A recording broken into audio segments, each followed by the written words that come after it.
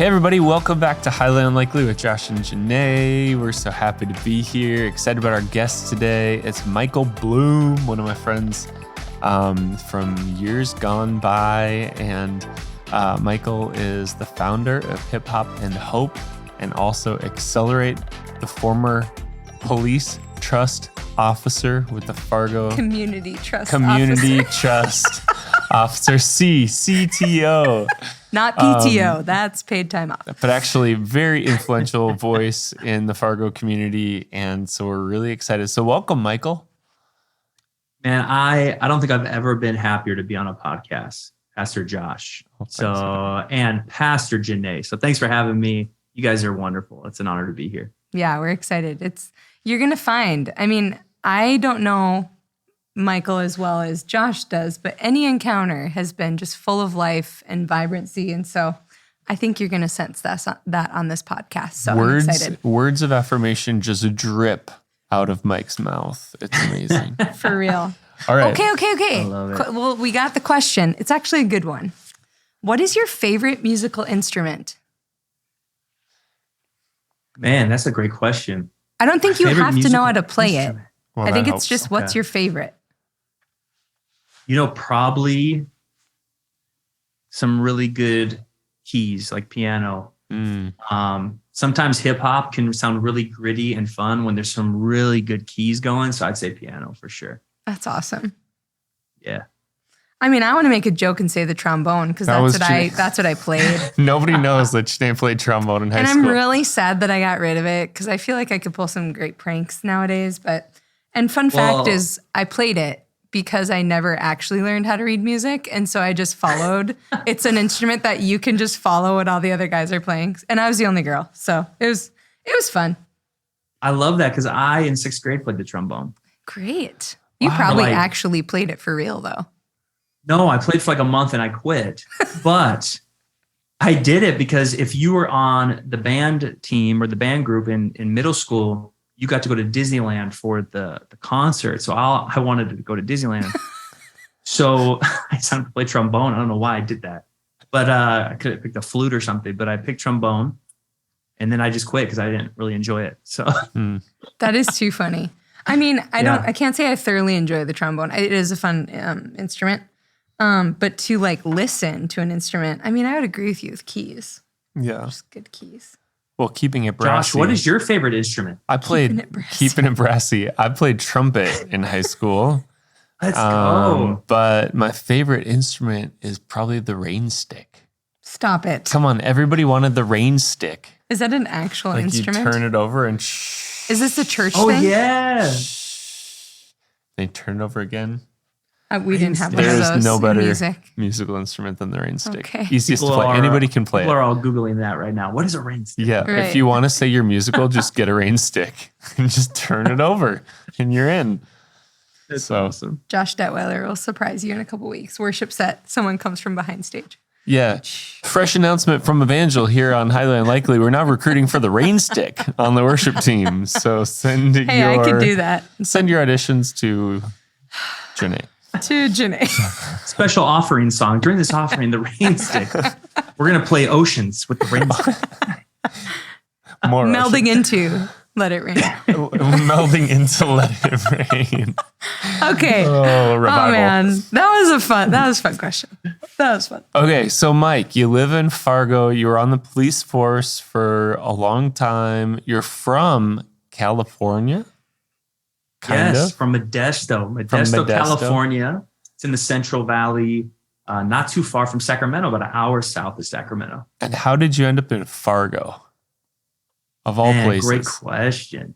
So growing up, I had never even really heard of Fargo. We never really knew about North Dakota, Minnesota, out on the West Coast because it's pre-social media. So didn't know much about the Midwest. But growing up, my sister went to a Bible college in Texas, who then opened a campus in Bloomington, who then met someone from Holly, who then went to Northview Church, where Pastor Dave, who you've had on this podcast, is now the head pastor.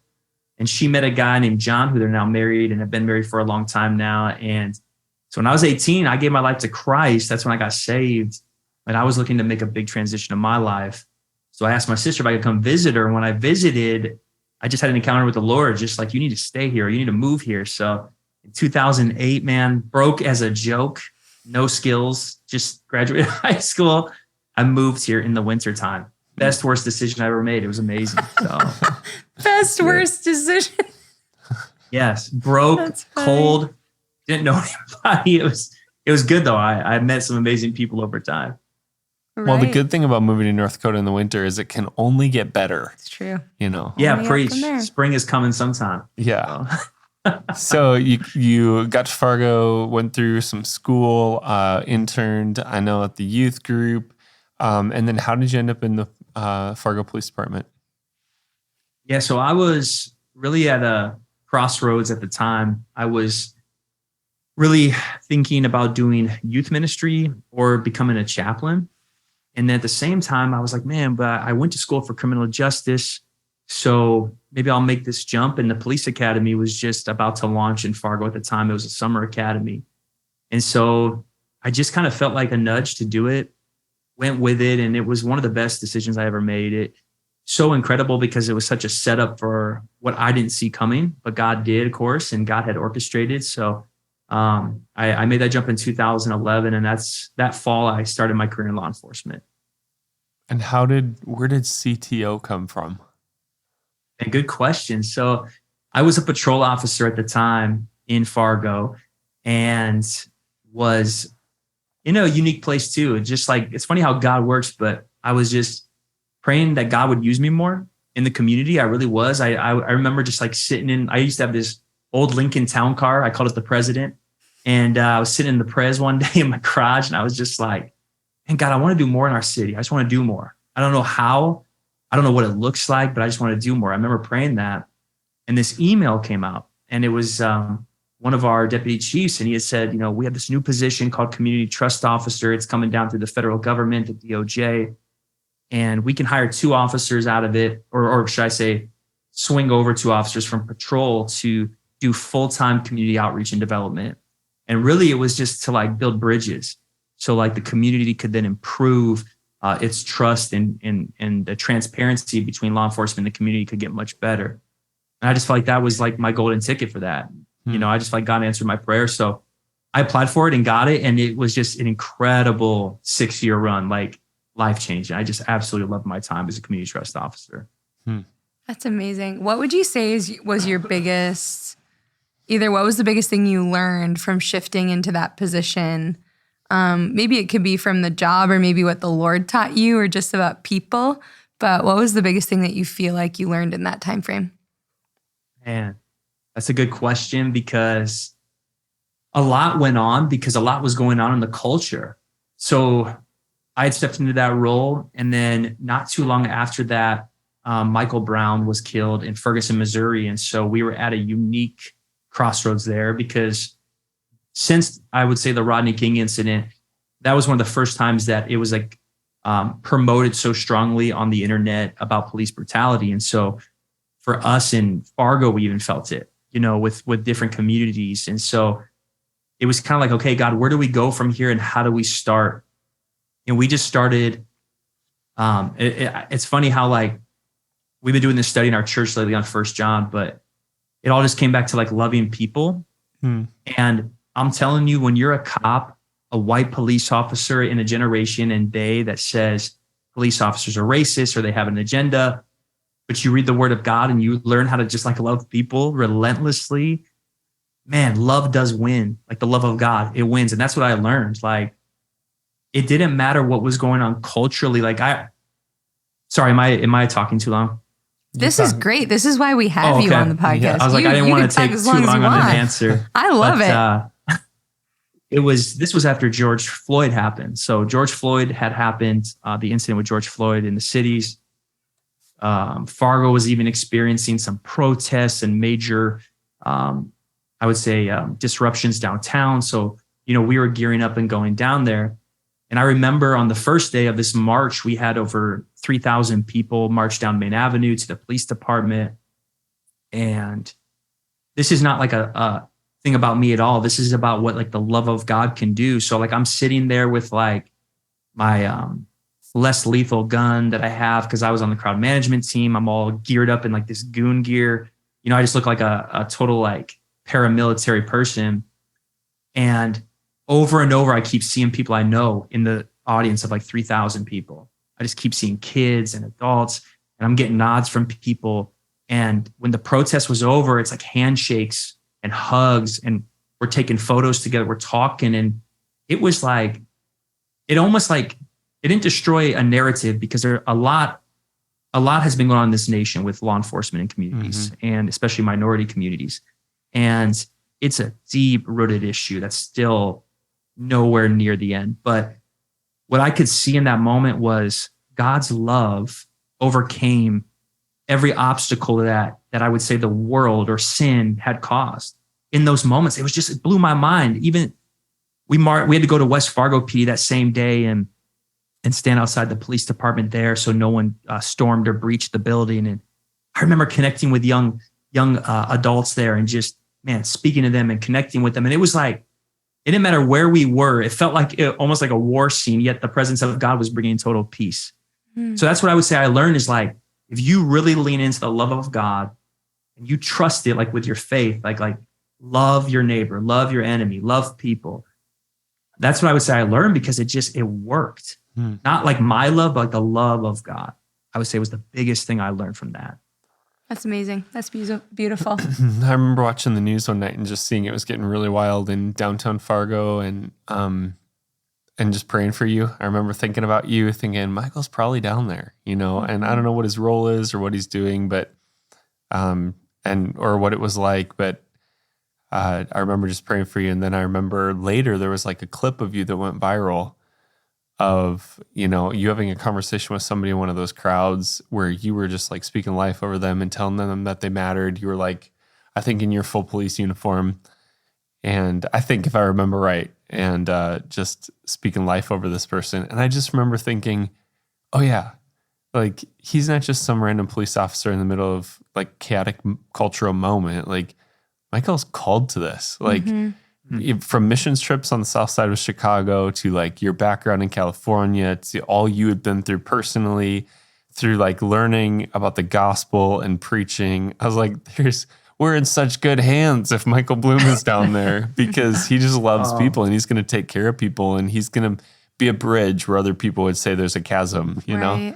And so I think it's I know we're talking about full send, but that's like a full send moment for me of like, you could never prepare for where God was going to put you or what was going to be happening in culture. But you were prepared just by being obedient. Right. And I think that's the part that sometimes we miss is it's not me trying to figure it out and trying to go full send. It's me just obedient by obedient moment coming into a place where I realized, somewhere along the way I did give it all. And I am following Jesus full send. And so I just love you for that. I just remember feeling like we all have a place, and no matter whether it's behind a pulpit or, in a police uniform or in that crowd, raising a voice for something that matters, we all had a place and you were definitely in your place. And I just think that, us saying highly unlikely is this podcast. I think the most highly unlikely thing in today's culture is believers actually representing the love of Christ. And I love that. It is unlikely. Nowadays, it's like this highly unlikely thing that gets attention, but it's a powerful thing because it's supernatural. The love of God is so supernatural, and that is so powerful. I love that. I love that story. So from then, where was Hip Hop and Hope birthed out of? Or, where did you get from there to where you are today? Great question. So when I was a community trust officer, one of my biggest passions was for incarcerated kids.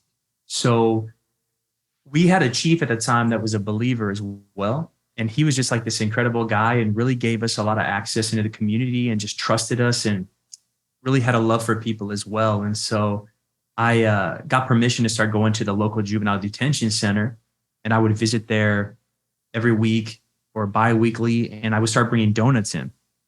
And it was so funny because there's something powerful when you break bread with broken people or people who might have a bias against you. But when you bring them food, it's like something connects, and all of a sudden a lot of kids who would see me in uniform, especially from like the Twin Cities who were down in this detention center, because they were getting kids from all over the state or the tri-state region, should I say.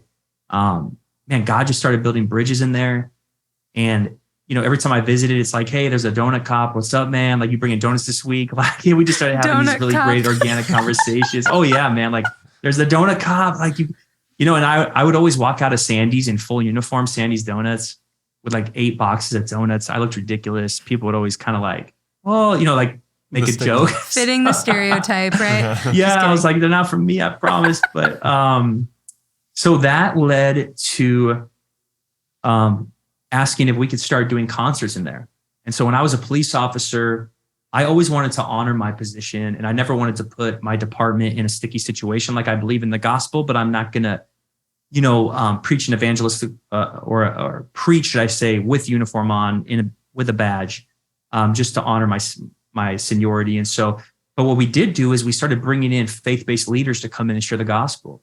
And so we would have these Christian hip hop artists come in, and we do concerts for the kids in juvie and serve them dinner and hang out with them. And then that turned into these Christmas events we were doing. So every Christmas we'd go in and we would ask a church to sponsor it. And it ended up being Relevant Life, where I was attending, and they would smoke a bunch of meat, like brisket, pulled pork, beans. And then we'd serve them a Christmas meal.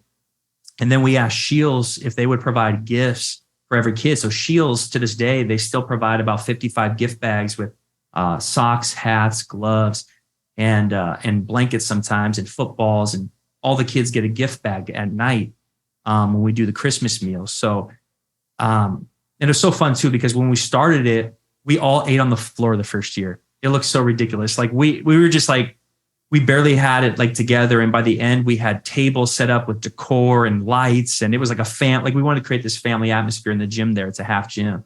And so the last time I was in there, I really felt like I was home.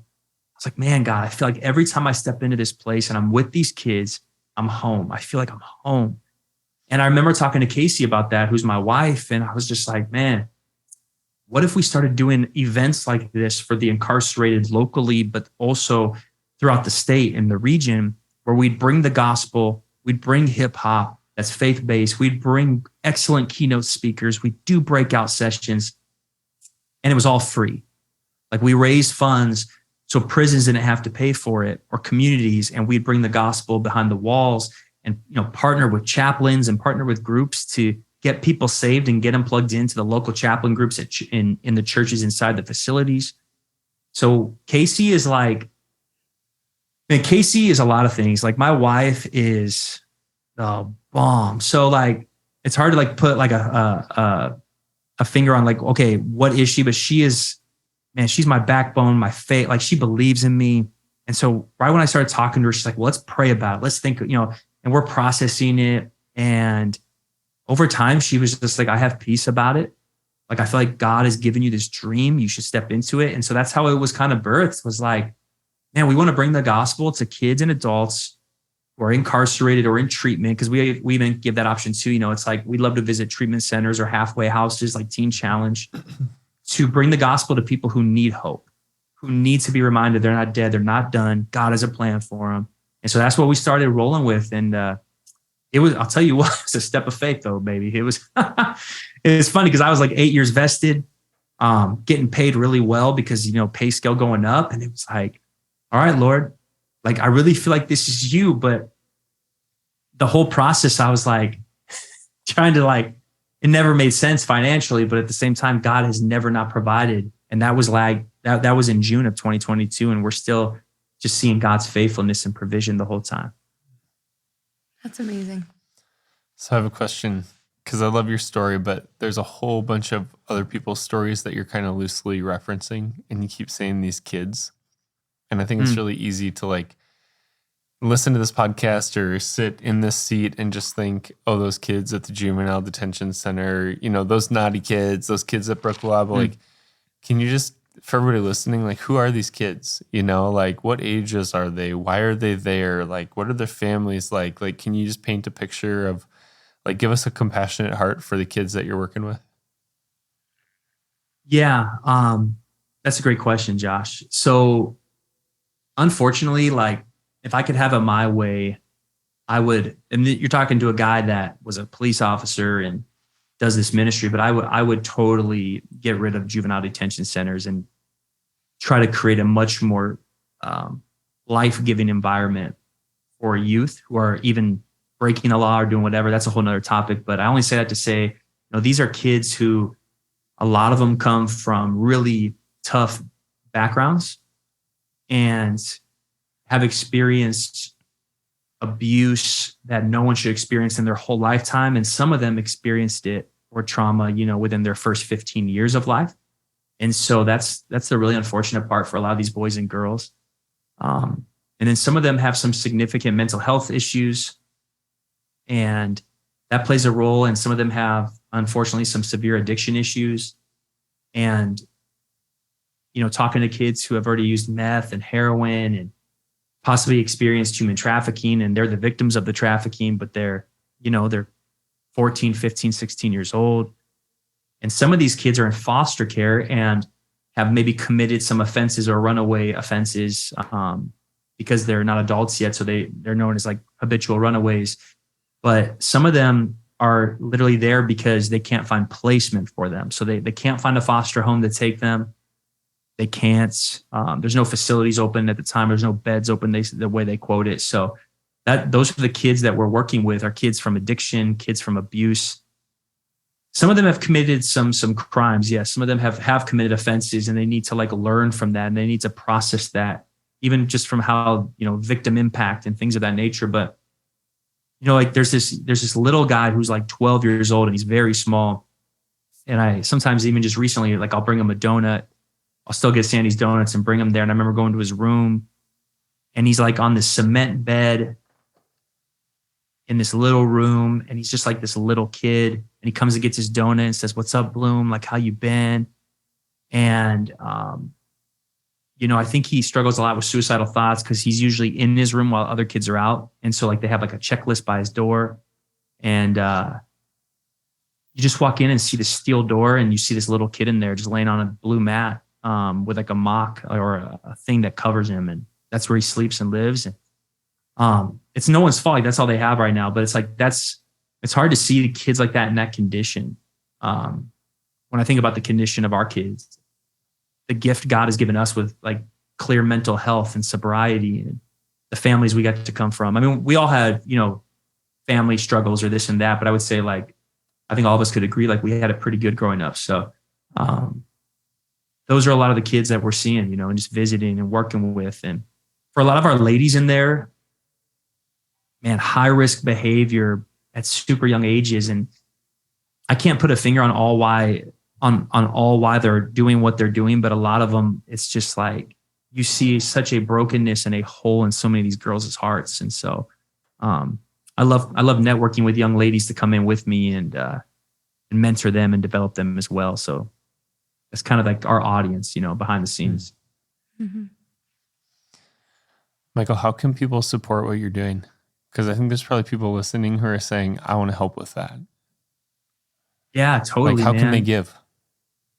So they can give right through our website at hiphopandhopetours.org. That's probably the best way. They can just donate right online. Our Instagram is hiphopandhope_. That's another way just to connect with us, and it goes right to the website. And I can just give my email on here, which is hiphopandhopetours, all one word, @gmail.com. And if you ever want to connect with me that way too. But also, we love when people serve. We love bringing in people with a passion to connect with kids who are incarcerated. So, we're coming to Mandan in April to go to the YCC, the Youth Correctional Center. So, if there's ever someone in the Bismarck, Mandan area for real, who has a passion to network, we can't bring an army in, but if there's ever a young lady who's in her 20s, 30s, whatever, 40s, wants to come in and network, connect with kids, bring the gospel to them, the love of Jesus. And then right from Mandan, we're going to the next day go to Minot. There's a large boys and girls ranch. So we're at the end of April, we're going to Mandan, Minot, and then we actually are going to probably swing back and go to the Adult Teen Challenge on Saturday, which is in Mandan as well. So even if you're in an area, if you're listening to this and you're in the Dickinson area or the Wofford City, Williston area, this fall, I hope to go to the New England Women's State Pen and do an event for a day or two. So if you have a passion to meet with women in incarceration, if you're in the Bismarck area, we're working on trying to get something going at the Bismarck State Pen this summer. So those are great ways to get involved too. Like we love volunteers who have a heart for these people. So that's amazing. So I remember calling you. Michael and I have something in common, and that's that we stand on the shoulders of a great man named Cal Thompson, who really we're in our calling in ministry because of him in a very large way. And Cal passed away this last summer, and I remember calling you, and we were just kind of processing because I felt like for you, like I was still close to Cal, but proximity wise, we weren't close, but I know you guys were still getting coffee. Like he was still a huge part of your life. We were just processing that loss together. I was actually in this room pacing around and just talking to you about that. And I don't know if you remember this or not, but you started to tell me a story about being in one of these places and giving a moment of response from people. And it was like one person responded. And then, do you remember this story? Yeah. What can you tell that story of kind of what took place so people know like, oh, what happens when you go in, or like what kind of things are taking place? Can you just give us a little snippet? Yeah. So we did our first event at the Moorhead Detention Center because that's kind of like our ground zero. That's where we'll see the most kids the most consistently. And so we did a 2-day event. So we did a full day of hip hop, breakout sessions, playing basketball with them, rec with them. And then we came back the second day and did another concert. And then we closed with a gospel presentation. And it was just so incredible. It was just like dead silent in the room. And these are all teenagers in a juvenile detention center, just to kind of give you like the environment, you know what I mean? And the room is dead silent. And my head pastor, Travis Lynn, who God brought out of addiction and fatherlessness and just really changed his life, he's sharing his heart. And he goes, I'm just going to say this on the count of 3. If you want to receive Jesus into your life, if you want him to be your Lord and Savior, I think he said either to raise your hand or stand up. And out of nowhere, one of the girls in the back goes, I want that, Pastor. And I'd never seen that before in an adult facility or a Jew. I've never seen that before where someone just kind of yells. But then on the other side of like that group, because we had probably like 25 to 30 kids, another girl said, I want that too, Pastor. And so it was like a cry out. That's what like stirred it. It was just like a cry out. Like, I want God. I want freedom. I don't want to be empty anymore. And so he said, if anyone wants to receive Jesus in their life, I want you to stand up. And 8 kids stood up when he said that, including those 2 girls, and gave their life to Christ. And bro, it was, what made that so special too was that was our first event. And sometimes you might question, God, did you call me to this? And that was the moment of moments where I said, this is the call of God. You know what I mean? Like, I just knew. I was like, this is why we're doing this, to bring eternal hope and freedom to people like this. And so, yeah, man, that moment shifted my whole perspective on our ministry and why we're doing it. That's awesome. That's amazing. What? Now that I'm like just so stirred and excited, and I think the cause is worthy, and like the stories you're sharing and like your story is just worthy of like what it means to live full send. And I don't even remember where it was, but I just remember, hearing that you were coming and to North Dakota, and some people saying like, hey, this guy's moving and he needs some friends. And so a couple of us like ran over to meet you and just like be a friend. And I don't even remember where that was. And like you getting out of the car and, being like a California boy and, in the middle of North Dakota or wherever we were. And just looking back on that experience and then just seeing, I think what I'm trying to say is I'm just so proud of you. I mean, Thanks, all the different steps I've seen you take, and as you've been faithful to the Lord, he's been faithful in return to you, and even serving at the youth group in Fargo and some of the craziest kids, that you would just take on and love on and just laugh about because they would just do the funniest, craziest stuff. But you just always persevered with them and loved them and stayed connected to them.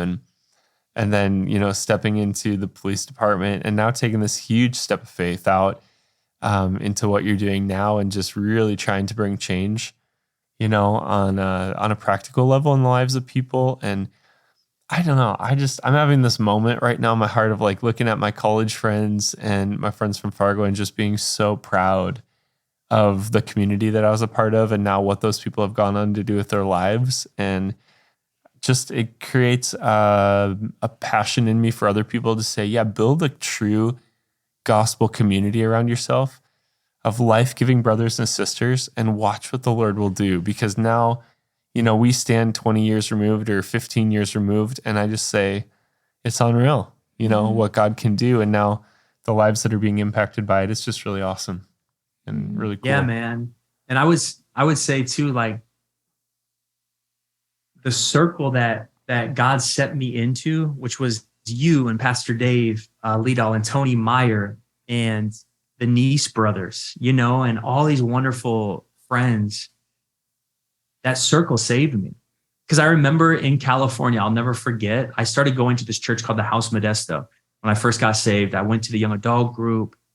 I loved it, and it's funny. I used to tell people this. They were singing Hillsong songs during worship. I didn't know who Hillsong was when I first got saved. And so I was like, wow, did they write all this music? This music is incredible. And someone's like, no, they just, I didn't understand how worship worked. So I thought like worship bands like wrote everything that they sang. And so I was like, oh, okay, cool. But I remember being out there and just knowing if I stayed in Modesto, I'll never make it because of the circle I was connected to. Like no matter how bad I wanted Jesus and I was hungry, bro. And so I moved and met you guys, and watching you live and watching how you treated me, but also treated yourselves and those around you. And it was so refreshing to have guys that went home at night and didn't go anywhere, do anything weird or go out and do anything strange. Like that was so uncommon, but so refreshing to me. And I'm just saying like that circle saved me.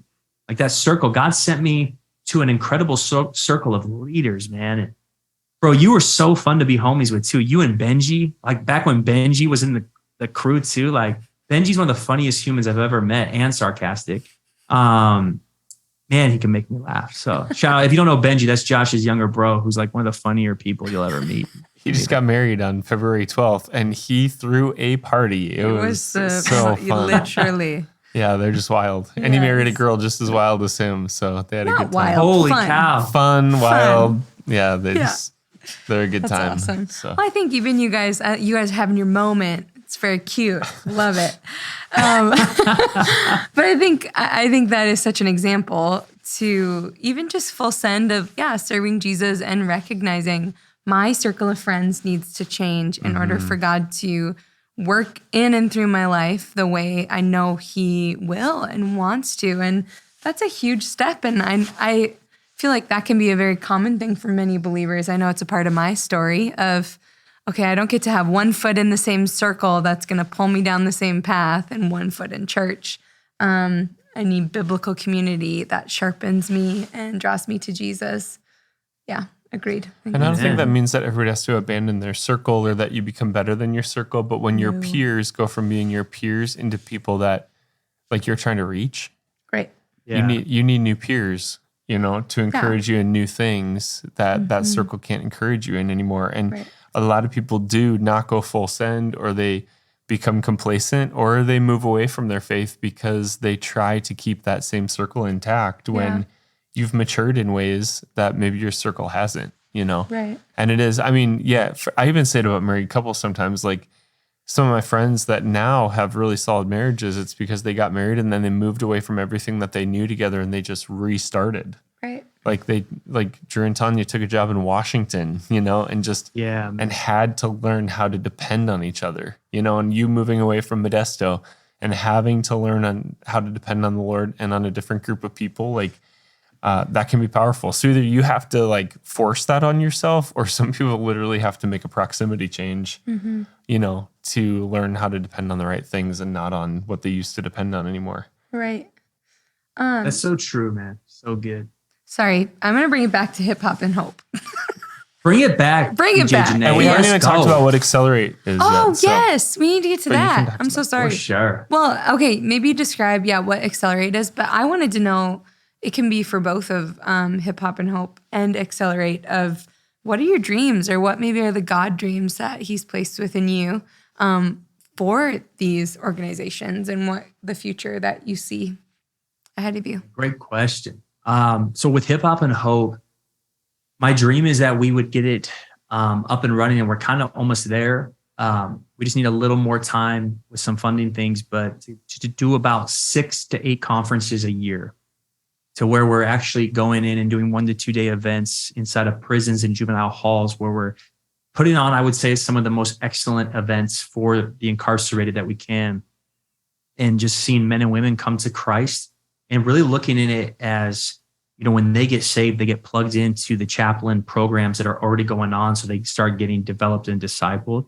And so like, that's really my passion, is to see about 10,000 people in like the next 2 to 3 years come to know Jesus, like 10,000, like Right. that we would have enough groundwork and funding to go and pursue people who are locked up and bring them the anointing. Cause I'm telling you, like, and this, I'll stay on this topic that you're on, this question, but one thing I've really noticed too is every event we've been doing, the presence of God is very present. And it's been like the most powerful thing to see, because we were at a level 2 prison in California last year. And it was one of the first times I was not intimidated, but I was like, how is this going to go? Because I really saw men who looked like gang members. I really saw men who looked like they've done some hard time. And some of them had been there for a significant amount of time, 20 plus years, 27 years, one guy said. And you're like, how's this going to go? Like, this is not their first rodeo seeing something come in here. And from the moment the music started, because we always start with hip hop, the presence of God just shifted the room. And we had an amazing event where men were just touched by God. It was incredible. And so I'm just saying, like, the presence of God is shifting something every time we do something. It's like his presence is moving. And so that's our goal with that, is to just keep seeing men and women come to know Christ from that angle, and then and get it to where it's fully functional, 6 to 8 a year tours that we're hitting. And then for Accelerate Youth, so and I'll explain more what that is, but we would like to open more campuses for it, where other churches are coming alongside us and hosting their own Accelerate with their own set of youth that are aging out of foster care. And so for us, I think we want to build that locally.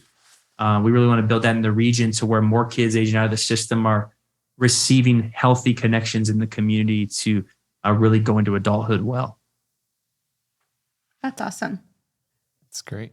So I'm all excited. Are you all excited about this? Yeah, I honestly, like, I just feel like there's these worlds converging of like what God is doing through the Lily Initiative and what Evangel's been able to do for foster kids, what God is doing through One More, One Less, and being able to help kids through adoption, and what God's doing through Accelerate Youth.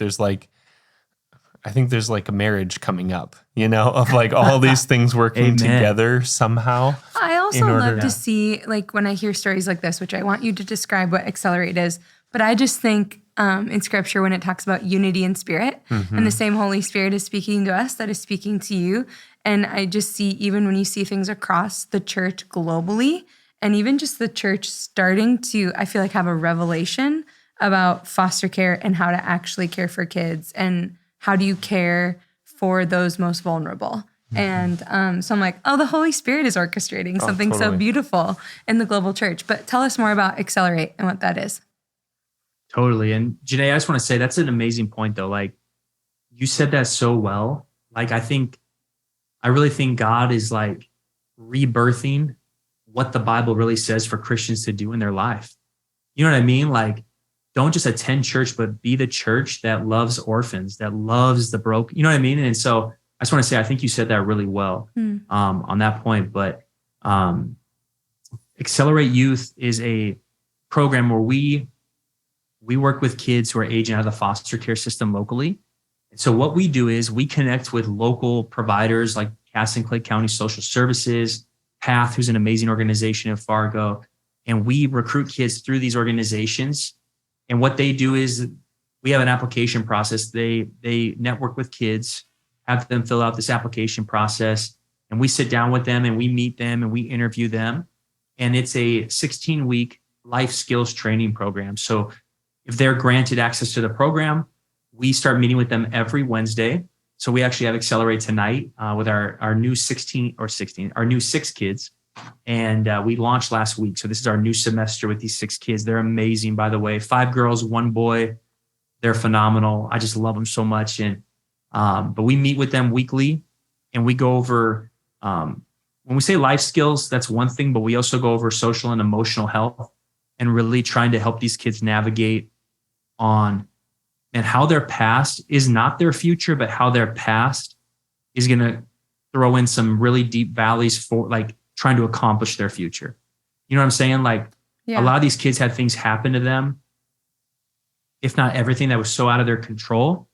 But because it happened to them, even if they were in the womb and it happens, it can affect how they do life, how they process things, how they cognitively respond to things. And so we're trying to teach them baby steps on that as well. Like, listen, it may be a little more difficult, but you're not done and you can't be done. Like, you have to keep working. And so we do programming like that and workshops with them on those kind of situations and scenarios. And then we also teach them some financial peace, vehicle maintenance, how to really prepare for jobs and interviews and resume building, and just walk them through life. And if they graduate successfully at the 16-week mark, we have a nonprofit in town called Fix It Forward here that actually gifts them a car. So we have a partnership with them. So every graduate who successfully accomplishes the program and has a license gets a vehicle, because we really believe, like, if we're trying to help these kids break barriers of independence, and transportation can be a huge barrier for independence. Mm-hmm. And so that's a big thing for us too. And Pastor Travis, I got to give a shout out to him, because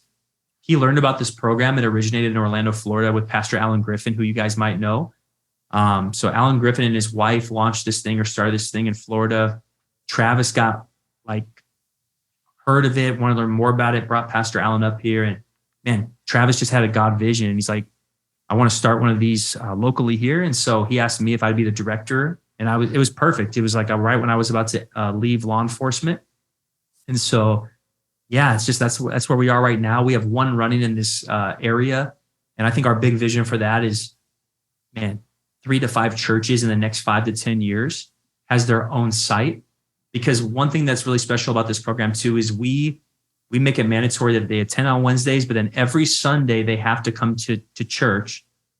We don't make them attend church on a degree, if that makes sense. Like, we're not forcing them into Bible studies or things of that nature, because they're kind of young adults. So we're kind of letting them decide that for themselves. But what we do is we make them serve. So they have to join a team and serve, because our whole goal for them is healthy connections, and that they would really meet people who are healthy that they can stay connected to after graduation. And so it was so fun, man. Last week we had 6 kids sitting together. We were with them in the back during worship and the word. It was just, they were all there. It was just like praise God moment. So that's awesome. So Accelerate is like a curriculum or like a program that then you can replicate. Is that what you said? It originated somewhere else and you started it locally? Yeah. Okay. Yeah. So it originated in Orlando, Florida. They started it, and Pastor Alan Griffin kind of created his own, I would say, flow and formula for that group. And then we just tweaked it a little bit to match more, I guess, Pastor Travis's heart and vision for these kids, which a lot of it's very similar, like the structure and flow. It's just more of the service aspect and connection. Like, our 2 greatest goals are these kids would have great, healthy connections upon graduation, that they'd have like 3 to 4 people that they would really feel close to, that are serving the Lord or are healthy in their life, so that it's all this, it comes back to the circle. Because we don't want them to just go to church for 16 weeks and then they graduate. We want them to know 4 people from the church after those 16 weeks, right, and stay connected to those people. Because it's interesting. We live in a different world. Like, some of these kids have different just thoughts on life in general that we're inheriting, and we love them. They're in relationships. Some of them have children. Some of them are dating the opposite sex, the same sex. So we're meeting them right where they are. You know what I mean? And so we're not forcing anything on them. Mm-hmm. We're just letting them know, like, we love Jesus, we love you, and we want you to be a part of this community at this level. That's amazing. It's so exciting. It's so good, Mike. Yeah. I love it. Yeah, it's fun, man. It's fun. Yeah, it's just making a real difference. And I think, like you said, it's so important for the church, to be engaged on that level and to do something for people that are hurting or, people that have walked through difficulty or are incarcerated, whatever it is. And so I don't know, this whole time I've just been thinking there's some people listening right now that maybe you think I might not ever do what Mike Bloom is doing, but God has put a vision in his heart. And maybe your role in being full send isn't to carry out that same vision, but your job is to expedite the vision, and just telling people like, hey, if they're coming and you want to serve, like get involved. If you're able to give, like he's giving you the way to do that. And let's just see it come to pass. There's people God sends and people that do the sending.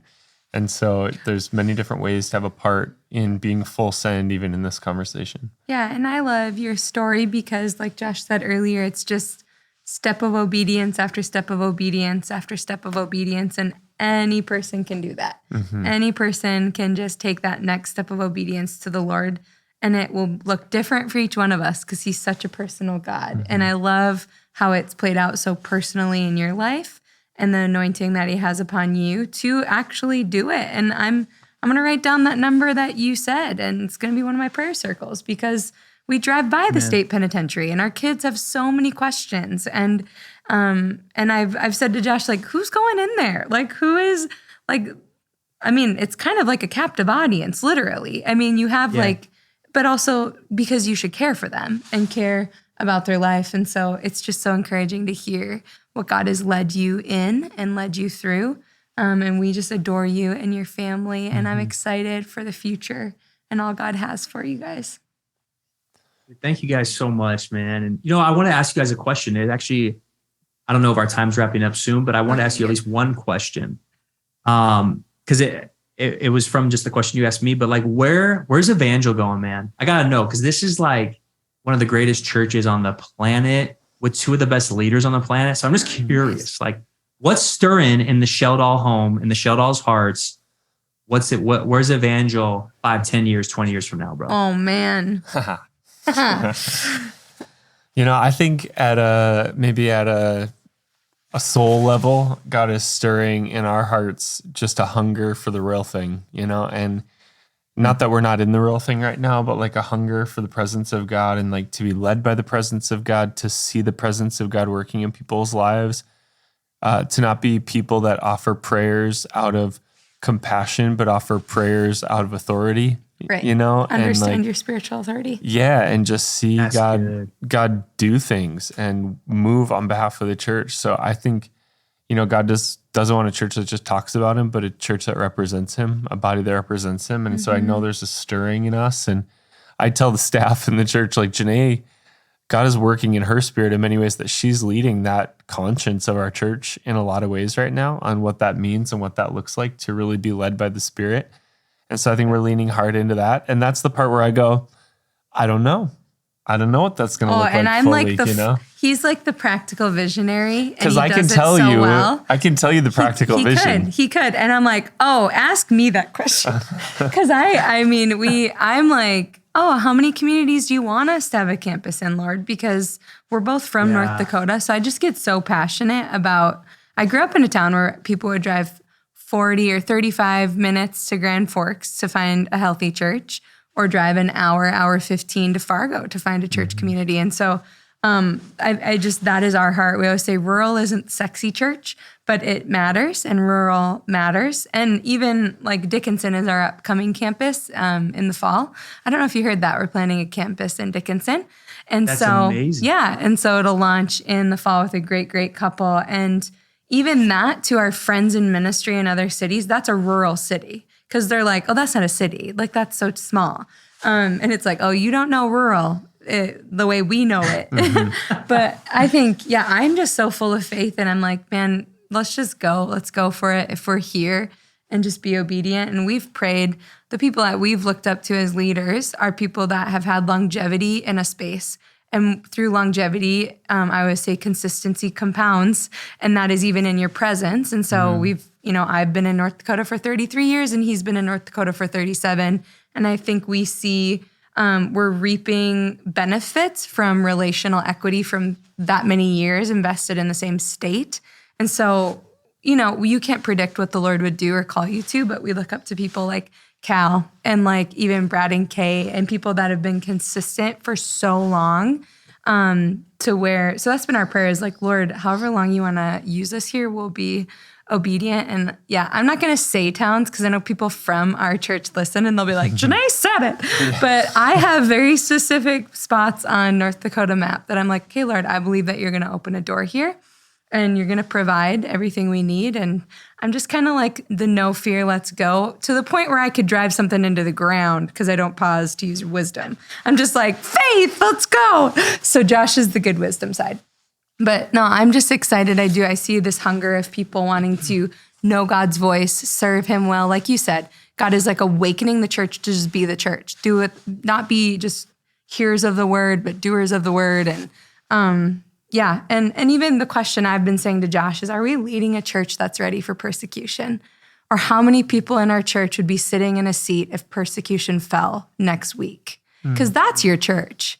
It's not the people that just sit and listen. It's like, if your life is threatened next week because you profess Jesus, are you still here? And those are the people that I'm like, let's go. Those are my people, right?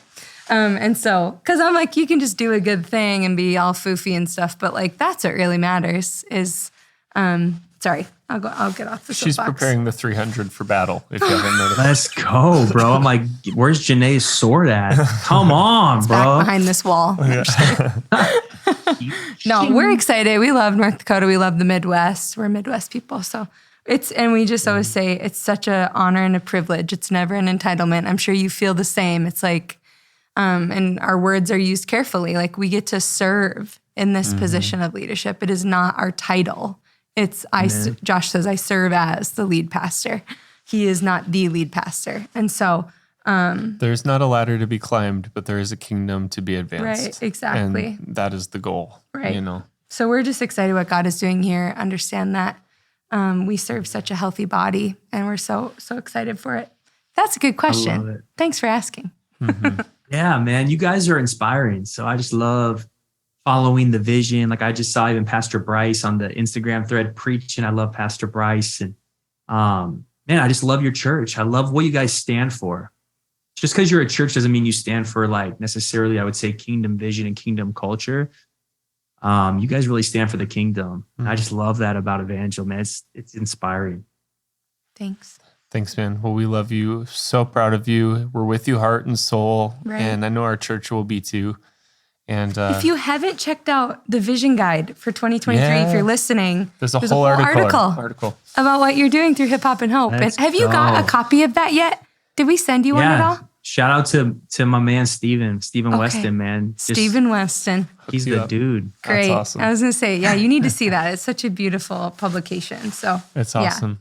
Well, thank you everyone for tuning in to this episode. I hope it finds you encouraged, stirred up to live full send for Jesus and have highly unlikely conversations. We are here because of you. Thank you for tuning in. Share, subscribe to the what is this? A podcast. Just, all the things. Just do all the things. If you actually want to do it, just do it. So we love you all. We love you guys. Till next time.